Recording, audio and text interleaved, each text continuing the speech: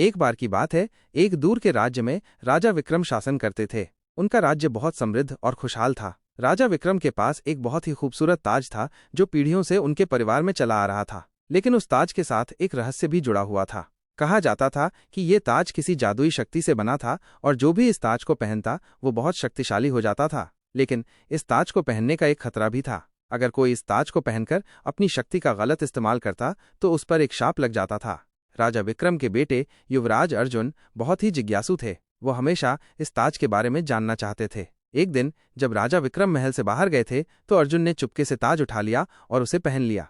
तभी एक अजीब सी रोशनी चमकी और अर्जुन के चारों ओर बादल छा गए। उसे लगा जैसे कोई अदृश्य शक्ति उसे खींच रही है। अर्जुन डर गया और उसने ताज उतारने की कोशिश की, लेकिन ताज उसके सिर से चिपक गया था। तभी महल के दरवाजे पर जोरदार दस्तक हुई। अर्जुन ने दरवाजा खोला तो देखा कि उसके सामने एक अजीब सा प्राणी खड़ा है। वो प्राणी बहुत लंबा और काला था। उसके पास दो बड़ी बड़ी आंखें थीं जो चमक रही थीं।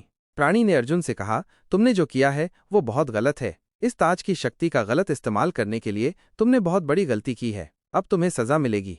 अर्जुन डर गया और उसने प्राणी से माफी मांगी, लेकिन प्राणी नहीं माना। उसने अर्जुन को एक अंधेरे कमरे में बंद कर दिया। अब अर्जुन को अपनी गलती का एहसास हो गया था। उसने सोचा कि उसे इस मुसीबत से कैसे निकलना है। क्या अर्जुन उस अंधेरे कमरे से बाहर निकल पाएगा? क्या वो उस प्राणी को हरा पाएगा? क्या वो ताज के शाप से मुक्त हो पाएगा?